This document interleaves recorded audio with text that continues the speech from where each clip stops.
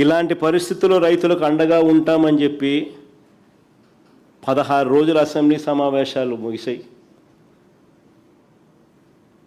300 కోట్లు కాదు 3,000 కోట్ల రూపాయల ధర స్థిరీకరణ నిధి పెడతాము, తోడుగా ఉంటాము అని చెప్పాల్సిన నోట్లో నుంచి కనీసం నోరు మెదపలేదు. పైగా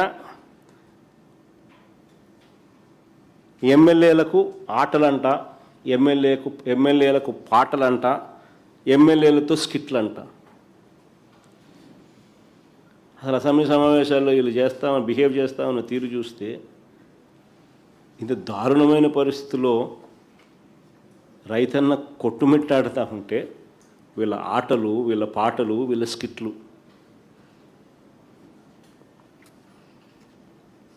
వీళ్ళ కాలక్షేపం. నిజంగా మరోపక్క వ్యవసాయ రంగంలో ఎంత సంక్షోభం నెలకొని ఉందనంటే వందలాది మంది రైతులు, రైతు కూలీలు ఆత్మహత్యలు చేసుకుంటా ఉన్నారు.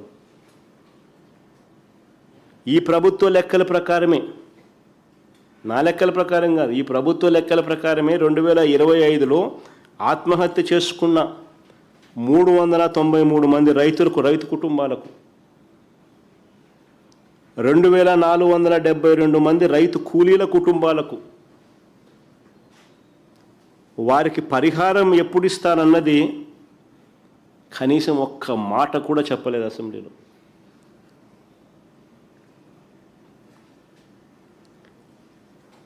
వ్యవసాయ రంగంలో ఉన్న సంక్షోభం గురించి, రైతుల కష్టాల గురించి చర్చించడం, మాట్లాడడం, వారికి భరోసా ఇవ్వడం, ఇటువంటివన్నీ కూడా కనీసం మచ్చుక కూడా చేయలేదు.